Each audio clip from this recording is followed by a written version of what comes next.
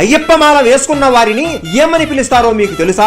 మొదటిసారి అయ్యప్ప మాల వేసుకున్న వారిని కన్యస్వామి అని అంటారు. రెండవసారి వేసుకుంటే కతిస్వామి, మూడవసారి వేసుకుంటే ఘంటస్వామి, నాలుగవసారి వేసుకుంటే గదాస్వామి అని అంటారు. ఇంతవరకు అందరికీ తెలుసు. కానీ ఈ తరువాత మాల వేసుకున్న వారిని ఏమంటారో చాలా మందికి తెలియకపోవచ్చు. చెప్తాను వినండి. 5వసారి మాల వేసుకుంటే విల్లుస్వామి, 6వసారి వేసుకుంటే జ్యోతిస్వామి, 7వసారి వేసుకుంటే సూర్యస్వామి, 8వసారి వేసుకుంటే చంద్రస్వామి, 9వసారి వేసుకుంటే వేలుస్వామి, 10వసారి వేసుకుంటే విష్ణు చక్ర స్వామి, 11వసారి వేసుకుంటే శంఖాధార స్వామి, 12వసారి వేసుకుంటే నాగభరణి స్వామి, 13వసారి వేసుకుంటే శ్రీహరి స్వామి, 14వసారి వేసుకుంటే పద్మస్వామి, 15వసారి వేసుకుంటే త్రిశూల స్వామి, 16వసారి వేసుకుంటే శ్రీ సబరి గతి స్వామి, 17వసారి వేసుకుంటే ఓంకార స్వామి, 18వసారి వేసుకుంటే నారికేల స్వామి. ఆ తర్వాత ఎన్నిసార్లు వేసుకున్నా గురుస్వామి అని పిలుస్తారు. మీరు మాల వేశారా? మిమ్మల్ని ఏమని పిలవాలో కామెంట్ చేయండి.